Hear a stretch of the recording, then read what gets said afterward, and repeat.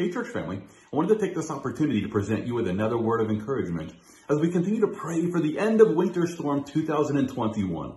Now, according to one report, more than 4 million people here in Texas have been without power since Tuesday.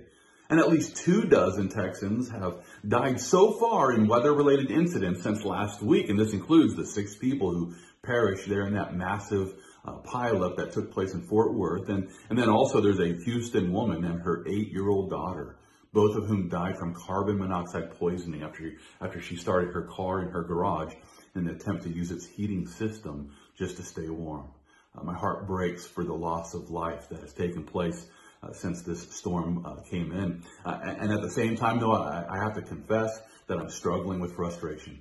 I'm struggling with frustration, especially the frustration that stems from the lack of information that's coming from ERCOT, which stands for the Electric Reliability Council of Texas. I mean, come on, electric reliability. It's right there in their name.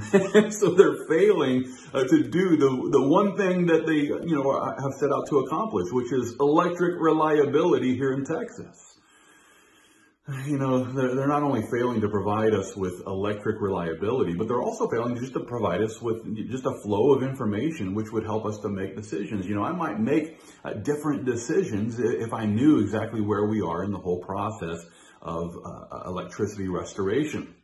But every time I go and visit the Awesome Energy website, the outage map simply informs me that the crews need more time to restore power safely. This has been the message that has been there the whole time, and there's no new information.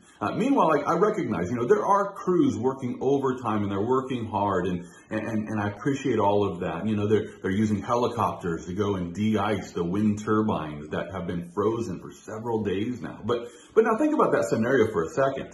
The helicopters that they're using, they're powered by fossil fuel, and they're spraying chemicals, which were also made from fossil fuels, onto wind turbines, which, at the beginning were also made using fossil fuels, and all of this just so that we can get a little bit of green energy. I mean, now don't get me wrong, green energy is great until it isn't.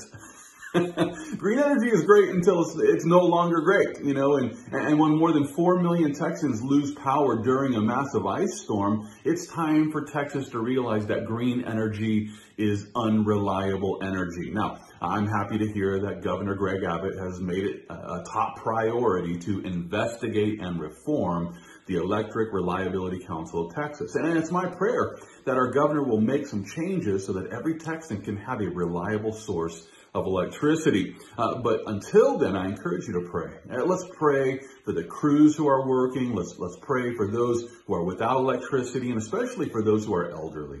If you're an able-bodied Texan who is currently living in an area without power, you might consider checking in on your elderly neighbors just to make sure that they're all right.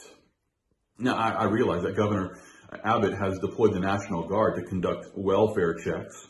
And I realize that their goal, it's to help local authorities to take people to warming centers where people can seek shelter from the storm. But the chances are you might be able to help a neighbor before the National Guard ever arrives. I also encourage you to check up on one another in your church family. I've been personally blessed by those who have checked in on me. And I'm also filled with joy after hearing about, families in our church who are housing other families in our church who are without electricity. It's an incredible testimony of the church. And it's incredible to see the way that believers are caring for others within their fellowship of faith during this troubling time. I like the way that Paul put it in Galatians chapter 6. There he declares, let us not grow weary while doing good, for in due season we shall reap if we do not lose heart. Therefore, as we have opportunity, let us do good to all, especially to those who are of the household of faith. Now, with this as the goal, I encourage you, let's check up on one another, and let's look out for those who are within our sphere of influence, so that we can, pray for one another and assist one another as we have the opportunity and as we are able. Finally, let's continue to pray for those who are working to restore our power. And let's look for every opportunity during this trying time to continue proclaiming the gospel message of Jesus Christ, so that we can continue fighting the good fight of faith, all for the glory of God.